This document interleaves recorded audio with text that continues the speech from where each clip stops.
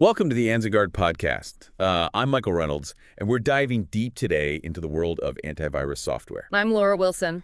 We've got a whole stack of articles here breaking down what antivirus software even is and how it works and how to choose the right one, and even what happens if you don't have any. Right, like what are the risks if you decide to just go without it? Exactly. Yeah. So let's start with the basics. What antivirus software? Okay, so imagine you open an email attachment, you think it's going to be that document you've been waiting for, but bam, your computer's infected. That's where antivirus software swoops in to save the day. It's like the bodyguard for your digital life, always on guard, protecting you from those nasty little digital viruses and other online threats. So it's constantly working to keep my computer safe from all those bad guys like malware. Precisely. Think of antivirus software as the guardian of your digital life. It's constantly working in the background to detect, prevent, and remove malicious software, also known as malware. Malware. Got it. So it's like a shield that protects my computer from getting sick. Exactly. And these threats can come in various forms. Viruses, worms, trojans, ransomware, often sneaking in through seemingly innocent actions like opening an email attachment or downloading a file from an untrusted website. So it's like having a security checkpoint for my computer, constantly screening for those known troublemakers. Exactly. But how does antivirus software actually tell the difference between a harmless file and a malicious one? Does it have some kind of sixth sense for danger? Right. Like, how does it actually work? That's a great question. It's not magic, but it's pretty close. One of the primary ways antivirus software works is through something called signature-based detection. It's like having a massive database of fingerprints for known criminals. Each piece of malware has a unique code signature, sort of like a fingerprint, and antivirus software compares files entering your system to this database. So it's checking to see if it recognizes the bad guys. Yeah. If it finds a match, it knows there's trouble and immediately takes action to quarantine or eliminate the threat. Wow. That's pretty impressive. But what about new threats, the ones that haven't been cataloged in the database yet?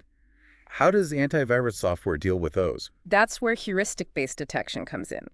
Instead of relying solely on known signatures, this method analyzes file behavior looking for suspicious activities that might indicate malware, even if it's a brand new strain. So even if it doesn't recognize the specific malware, Right. it can still tell if something's acting shady and probably up to no good. You got it. And for the truly tech-savvy, antivirus software often employs even more sophisticated techniques like behavioral analysis, sandboxing, and cloud-based detection. Okay, those sound pretty high-tech. They are. Break them down for me. So behavioral analysis dives deep into how a program acts in real time, looking for telltale signs of malicious intent. Sandboxing is like a virtual quarantine zone, a safe space to test a suspicious file without risking your actual system.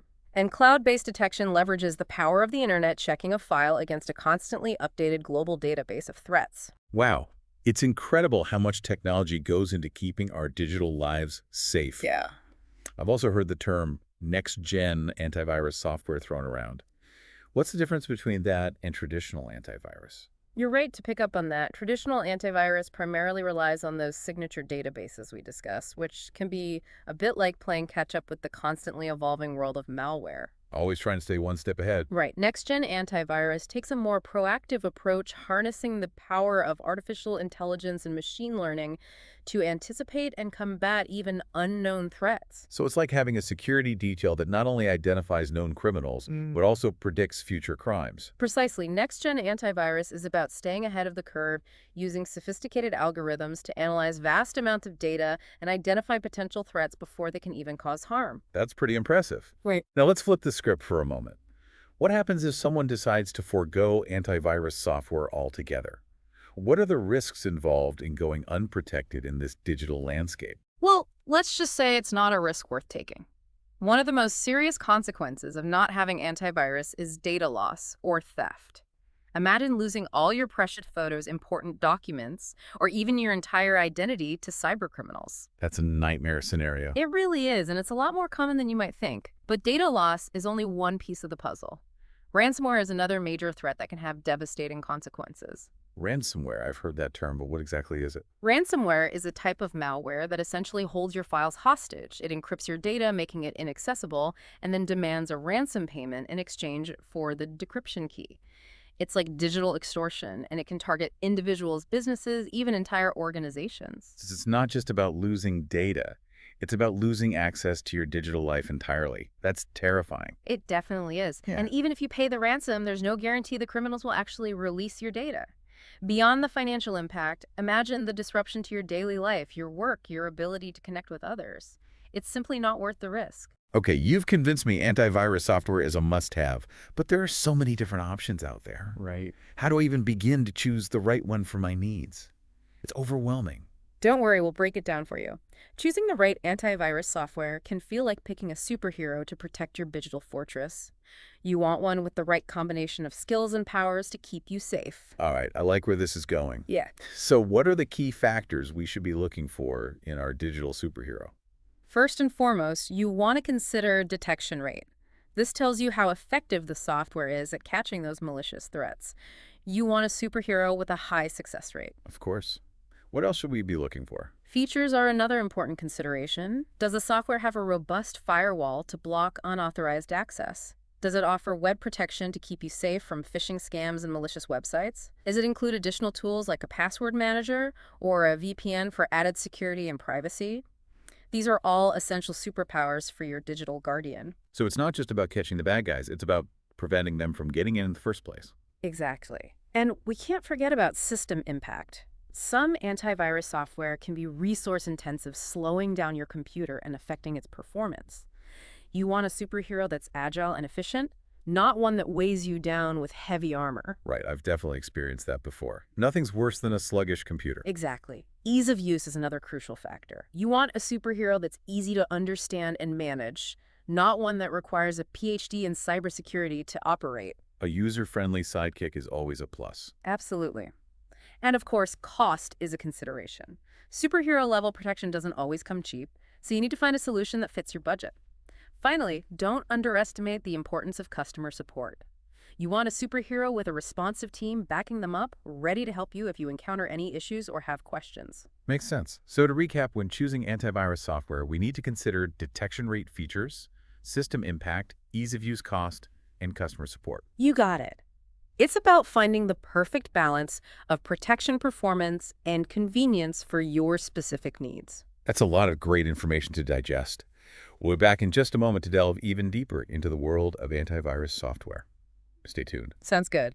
Welcome back to the AnzenGuard Podcast. We're continuing our deep dive into the fascinating world of antivirus software. It's great to be back. We've laid a solid foundation, and now it's time to equip ourselves with some practical knowledge. Absolutely. Knowledge is power, especially in the digital world. Yeah.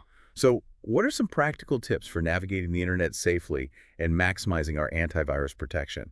Well, even the most sophisticated antivirus software can't protect you if you're engaging in risky online behavior. Right. It's like having a state-of-the-art security system in your home, Right. but leaving the front door wide open. Exactly. So let's talk about closing those digital doors and windows, shall we? The first line of defense is simple but crucial. Be mindful of what you click on. This applies to emails, links on websites, social media posts, everything. Yeah, if something looks suspicious or too good to be true, it probably is. Exactly. Don't open attachments from unknown senders, and be wary of links that promise amazing deals or free stuff. These are often phishing attempts designed to trick you into giving up personal information or downloading malware. It's like a digital version of stranger danger, right? Don't talk to strangers and don't click on suspicious links. Precisely. Next, keep your software up to date. Software updates often include security patches that fix vulnerabilities hackers could exploit. So those annoying update notifications are actually trying to help me. They are. Think of it like reinforcing the walls of your digital fortress. Don't ignore those updates. Install them as soon as possible to keep your system secure. Got it. Updates installed. What's next on the cybersecurity checklist? Strong, unique passwords for all your online accounts are non-negotiable. I know we hear this all the time, but it's so important. It really is. Weak passwords are like leaving a spare key under the welcome mat. Hackers can easily guess them or use automated tools to crack them. And once they're in, they can wreak havoc on my digital life. Exactly. Use a combination of uppercase and lowercase letters, numbers, and symbols, and consider using a password manager to keep track of them all. That's a great tip. Password managers can be a lifesaver, especially when you have dozens of online accounts to manage. Absolutely. And while we're on the topic of online safety, let's not forget about downloads. Be careful about what you download, especially from untrusted sources. So stick to reputable websites and app stores Right. and avoid downloading anything that seems sketchy. You got it. Downloading free software or pirated content from unknown sources can be risky. It's like getting a free gift with a hidden virus inside. No thanks, I'll stick to the official channels. But even with all these precautions, there's still a chance you might encounter malware, right? You're absolutely right. That's why having a strong antivirus solution in place is so crucial, and keeping it up to date is equally important. It's like having a vigilant security guard who's always on duty, ready to respond to any threats. Precisely. Make sure your antivirus software is set to scan regularly and pay attention to any alerts or notifications it provides. And if you do suspect your computer is infected, don't panic. Okay, deep breaths. What should we do if we think we've been infected? First, disconnect from the internet to prevent the malware from spreading. Then, run a full scan with your antivirus software. If it detects anything, follow the instructions for removal. If you're still having problems, consider seeking professional help from a computer security expert. So it's like calling in the SWAT team when you need some extra firepower. That's a good way to put it. And remember, cybersecurity is an ongoing process, not a one-time fix. It's like staying in shape. You can't just go to the gym once and expect to be fit forever. You need to make it a habit. Exactly. You need to make cybersecurity a habit. Stay informed about the latest threats, be cautious about your online behavior, and keep your security software up to date. It's about being proactive, not reactive. Stay ahead of the game. Exactly. And that brings us to the end of our deep dive into antivirus software. Wait, that's it. I feel like we've only scratched the surface. There's so much more to learn. You're absolutely right. The world of cybersecurity is vast and constantly evolving, but we've covered the essentials today, giving you a solid foundation to build upon. This has been an incredibly informative and empowering experience. We're so glad you found it valuable. Remember, in the digital age, knowledge is power. The more you understand about cybersecurity, the better equipped you'll be to protect yourself and your valuable data. And remember, you don't have to go it alone. There are plenty of resources available, including our very own AnzenGuard podcast. That's right. We're here to guide you through the ever-changing landscape of cybersecurity, providing you with the latest insights and practical tips to stay safe in the digital world. So be sure to subscribe to our podcast, like us on social media, and share this episode with your friends and family. We're all in this together, and together we can create a safer digital world. Thanks for listening. This has been the AnzenGuard Podcast with me, Michael Reynolds. And me, Laura Wilson. Until next time, stay safe out there. Welcome back to the AnzenGuard Podcast. Weird. We've almost reached the end of our deep dive into the world of antivirus software. And I have to say, I'm feeling a lot more informed about how to protect myself online. That's fantastic to hear. We've covered so much ground today, from understanding how antivirus software actually works to exploring the different types available and, of course, those practical tips for staying safe in the digital world. It's been a really valuable journey. But before we wrap up, is there one key takeaway you want our listeners to walk away with from this deep dive? Yeah, I think the most important thing to remember is that cybersecurity isn't a one-time thing. It's not like you set it and forget it. Right. It's a constant process. It's a journey, not a destination. So it's more like a marathon than a sprint. Exactly. The digital world is constantly changing, and new threats are emerging all the time, so you always have to stay informed and be vigilant and adopt that multi-layered approach to your security. That makes a lot of sense. So where can our listeners go to stay up to date on all things cybersecurity? You know, the latest trends and best practices. Well, you're already in the right place. The AnzenGuard Podcast is here to guide you through the ever-changing landscape of cybersecurity, and will always give you the latest insights and practical tips to keep you safe online. Perfect. So be sure to subscribe to the podcast, like us on social media, and share this episode with everyone you know.